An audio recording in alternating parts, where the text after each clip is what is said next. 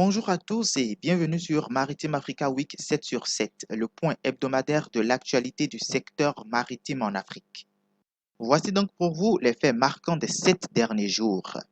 Du 16 au 17 février dernier s'est tenue en ligne pour cause de Covid la 11e édition du Maritime Week Africa.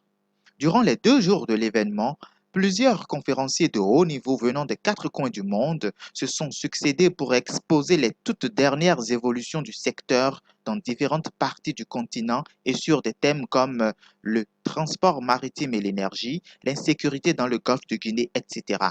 Si vous vous êtes inscrit à cet événement et avez raté les diverses présentations, sachez que vous avez encore 6 semaines pour les resuivre.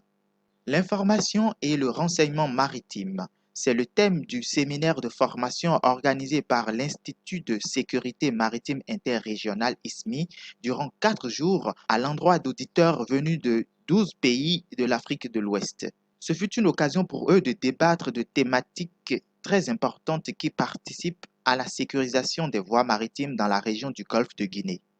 Le mercredi 17 février dernier, le Hub Sud de l'OTAN soutenu par Three Stone International a organisé un webinaire sous le thème Golfe de Guinée, améliorer la sécurité maritime.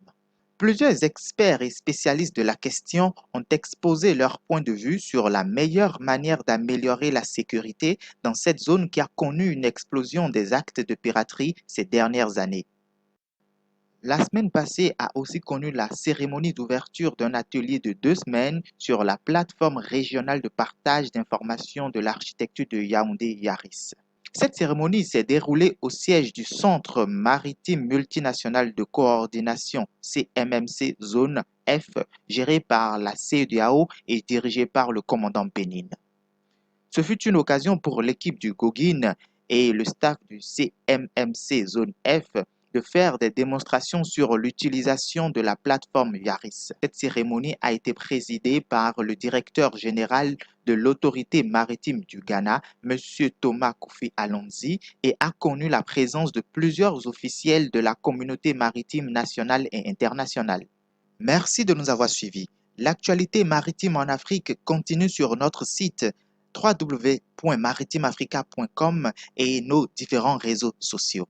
Excellente semaine à vous et rendez-vous le lundi prochain pour un autre point des faits marquants de l'actualité du maritime en Afrique.